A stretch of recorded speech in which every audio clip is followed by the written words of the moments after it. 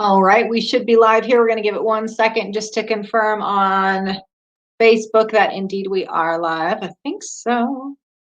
I think so. All right, we are going to kick it off. As long as nobody crashes Facebook again, I think we should be good. It's good. Okay, we are going to kick it off and assume that we are broadcasting just fine. Okay, so let's get this underway. So we are doing the 7-day productivity challenge right now, the 7-day PivotMe productivity challenge. And we have each day is one little simple tip, very simple tip that you can do to be more productive and manage your time better in a season where there is massive distraction and so many competing priorities and so many things just literally barking for our attention. People are having a very, very, very hard time paying attention. People are having a very hard time focusing on the task at hand and also the most important and relevant tasks at hand and moving them ahead. So we did the 7-day productivity challenge and broke it down into 7 very simple things that people could do each day to be more effective, to get through that to-do list, and also to make sure that we're getting the right things done and not just putting our head down and our helmet on and checking things off our to-do list because it feels good, it makes us feel accomplished, but ultimately is not really serving us on a larger scale. So yay, comments came through. Thanks, Mike Forrester. Hey there, buddy. Good to see you there. Usually StreamYard, we have a challenge. I shouldn't say that. They're going to shut us down. We have a challenge with the comments popping up, but they are working today. So we're in the middle of the 7-day challenge. We're on day 5. So on Monday, we're answering questions that we've received from you that have been everything from managing email to managing our spouse and our kids if we're doing remote work. And we're going to go through those on Monday. But today, what I want to do is just answer some of the questions that have already come in. We've gotten several around mostly distraction, but a variety of different things. So what we're doing today is we're answering a few. If you have any questions real time that you want to share, feel free to, and I'm happy to go through them now. But let's get underway. So let's answer some of the questions that I've received during the 7-day productivity. So one of them is essentially how to not answer emails after dinner. That my spouse gets mad when I answer emails after dinner. So we leave work, we go home, we do some things, we have dinner, and then looks like they're dialing in and answering a bunch of emails. How many of us have been guilty of doing that? And spouse is getting mad about that. So what do we do about that? So let's talk about that. Couple options with the email, and this is a really common challenge for people. So this is probably an in-office person, right? Not a remote worker right now. And so a couple of things we can do. So a simple one, we'll do kind of good, better, best. A simple one is you can simply answer emails in your car after you leave. So what does that look like? Like you're done with work and you leave. Maybe you can do it in the office. I would prefer for you to do that in the office, but you've got people popping their head in your cubicle or knocking on your office door, or staff or teams that really need your attention, and you just can't get those last wrap-up emails done. If that's the case, I would love for you to sit in your car and set a timer, take 15 to 20 minutes max, and answer the emails that you would ordinarily answer at home. And even better, have a canned response that you answer them with. Do not go through and start making decisions. Do not go through and thoroughly engaging at 5:30 at night or 6 o'clock at night or whatever time you're getting off work, because that's going to take a long time. It can be a canned response like, I see this came over. We'll tackle this first thing in the morning. Thanks. Even better, have it in your drafts folder or already written up in text on your phone that you can just copy and paste. That makes it so you're not, having to think about this decision. You've got decision fatigue at the end of the day. It makes it so you're not having to make that decision over and over again. Instead, it's just simply, I've been in this situation before. Here's the text that I always use. I'm going to send it out, and there we go. That's perfect. But again, set a timer. I don't want you sitting there for an hour and delaying getting home because you're answering the email. Another option is what comes up a lot is, the emails aren't there yet. At 5:30 at night when I'm leaving the office, they're not there. But maybe you've got a team overseas. And with our team, we operate in several time zones. So we've got emails and Slack messages and Asana coming in at all times of the day and night. What you can do in a situation like that is have virtual office hours. So that might be, okay, there's a big product launch that's going on or some critical project that's happening, and I'm going to set virtual office hours from 7 to 7:30 at night. And that means that if there's something you need me to engage with quickly, recalibrate an expectation, answer something quickly, I can do it between 7 and 7:30. Am I going to get into proposals or big contracts or doing things like that? No, we're not going to do that at 7:30 ideally. It's just going to be, hey, go left over here, go right here. This can wait till tomorrow. But you could set virtual office hours. Now, know that if you set virtual office hours, here's the risk with that. It's not just about the time that you're actually doing the virtual office hours. So you go, well, it's just 30 minutes at night. It's not just 30 minutes at night, because there is prep before you start the virtual office hours. It's the mental real estate, something like that takes up leading into that 30-minute time chunk. And then most importantly, afterwards. It's hard to keep switching gears. Those moments of transition are hard. So if you need to answer emails at night, make them at a set time, set that expectation up front. Do not get super engaged. Know that there is never enough time to get all the perfect emails answered at night, but be cognizant about, I don't know about that, Frank. It was a very interesting comment. I'm gonna have to think on that. Be cognizant about the transition that you're going to have to go through after your virtual hours. So again, just for those who are dialing in right now, we're talking about some questions we've had about the productivity challenge we're doing right now, and specific situations people are going through, most of which are at work, some of them are at home, and how we specifically address it. So this one, we're talking about answering emails at home. We went through good, then went through better. Let's go through best. Set expectations that after X amount of time, say 6:30, that's my time. After 6:30, I don't answer emails. I don't answer phone calls. I don't engage at all, because that's my time to recharge. That's my time to power up for the next day. But also that's my time with family or my partner or my friends. Setting expectations, that's hard. Enforcing boundaries are hard, but it pays off in dividends.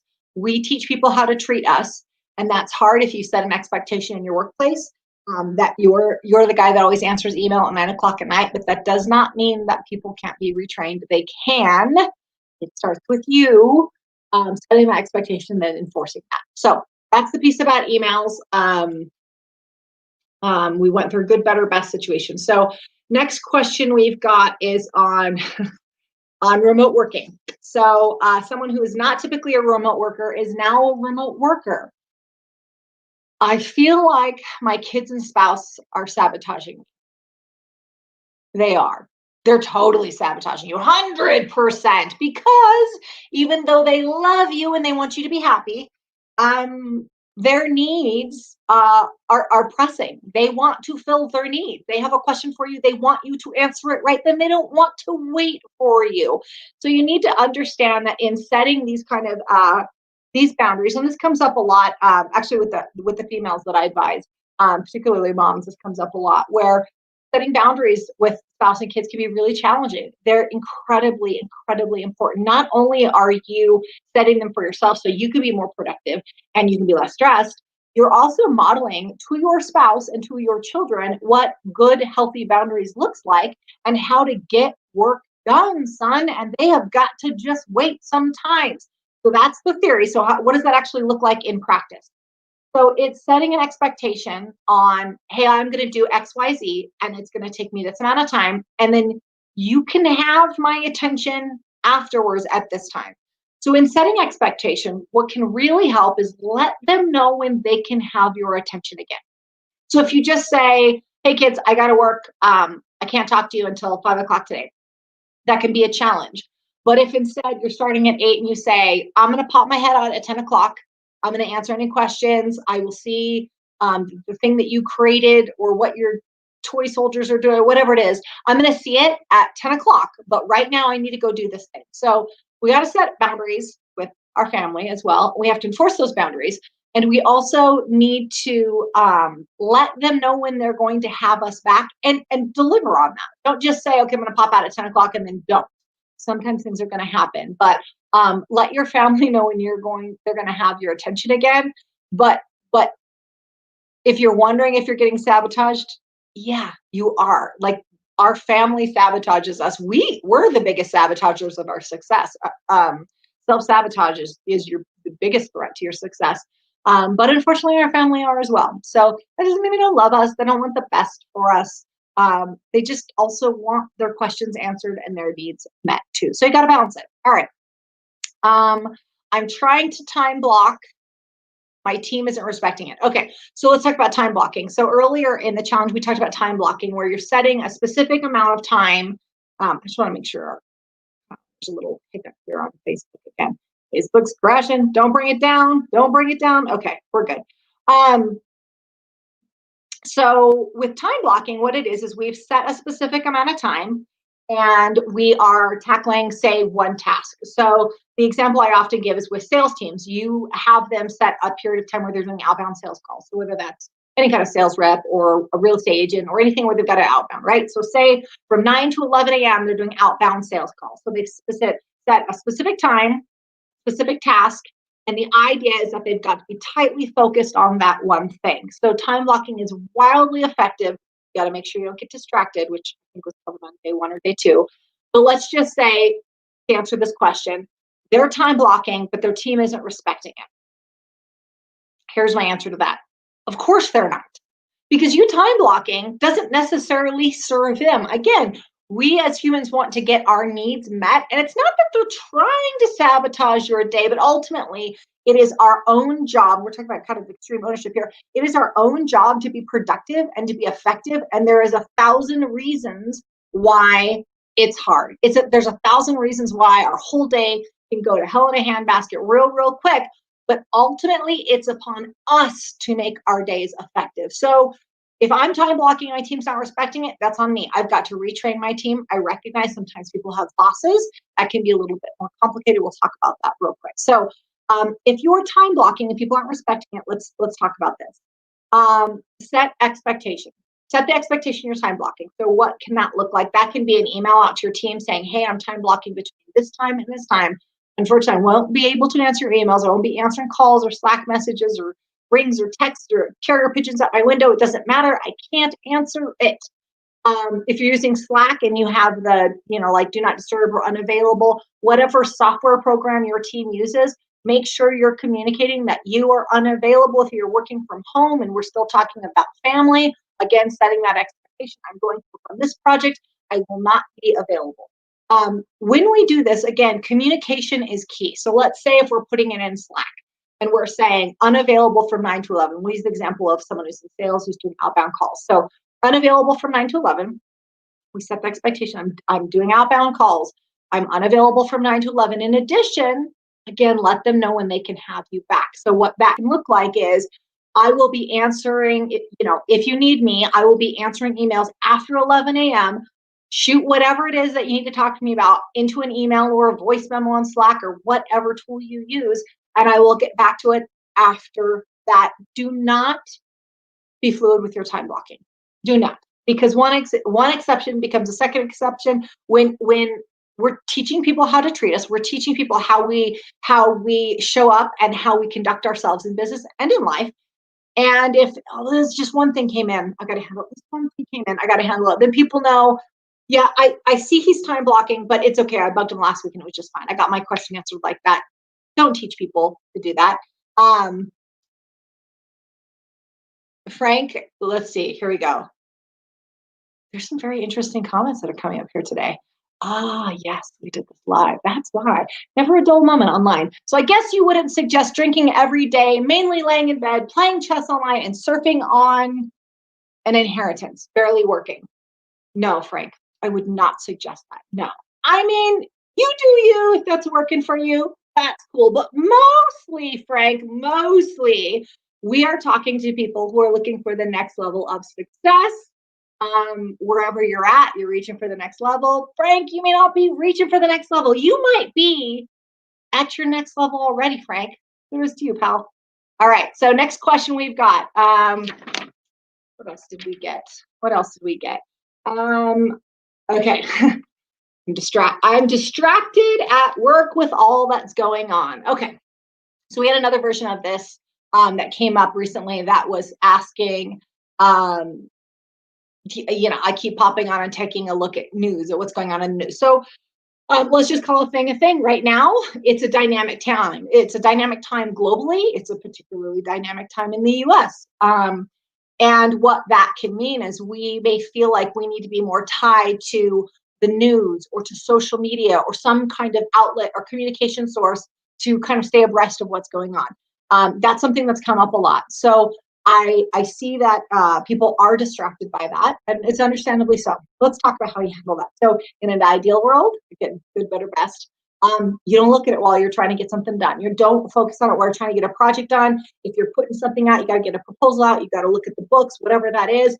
All that stuff goes away. It needs to be handled afterwards in an ideal world. Now, if you're saying it's just not going to work for me right now, I got to know what's going on, then set a time that you're going to do it.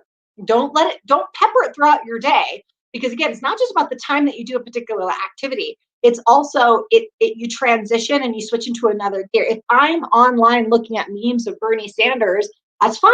I mean, the game is strong out there, but it is not the most efficient version of April. And I will get distracted, pull down the rabbit hole. I'll get distracted. And then whatever task I'm about to do afterwards, I will be less effective at that task. So if you are someone who feels really, really compelled to look at the news during your workday, feels really, really compelled to pop on social media, I hear you. Let's talk about what you do. You set a time, and then you allot a specific time, ideally during your lunch. And you're like, I'm going to have lunch. I'm going to take these 15 minutes. I'm going to look at whatever the heck I'm going to look at, and that's going to be my time. You do you. That's perfect. But just make sure that you do it within that time period, and also acknowledge there's a cost to that. Acknowledge that you're going to have to transition between those two. If you see something on the news that upsets you, it's going to be hard for you to show up and lead the next meeting if your head's still in that article you just read. So be aware that there is a cost in doing that, and it might be worth it for you. So we've got a few other questions about distraction. They're mostly around that. Mike, I see with time block. Let's read this one out loud. So Mike Forrester, with time blocking, it also helps to equip your team members to research their problems. Often we've enabled them to rely upon us for answers. Ain't that true, Mike? I worked with a client who once said, when I become available, my team becomes resourceful. Love that, Danielle. That was so good. Agreed. So if they know that you are also, if they know that you're always the resource that can handle that, there can become a dependency there. So when you are unavailable, your team gets resourceful. That's a great point, Mike. Thank you so much. We will, as we get more questions, we might do a live. Definitely on the 7th day, we're answering your questions that have come in during the 7-day productivity challenge. If you haven't already got your free worksheet, definitely download that. We'll see if we can link it in the comments, but it's on our Facebook, our business page, personal, as well as our Instagram. Definitely get that worksheet and go through those 7 days, check each one of them off. They're so simple. We made it really just bite-sized tips that you can put into play right away to be more productive, because ultimately you may come here so you can get through your to-do list faster, and that's fine. We all want to get through that to-do list faster. The thing about to-do lists is they just fill right back up. Ultimately, what I want to do is change the relationship that you have with your time in valuing it, and also really be able to prioritize what moves the needle the most.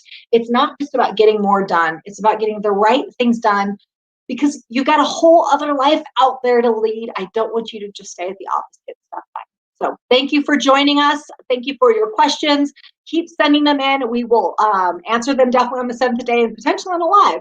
Have an amazing day. Take care.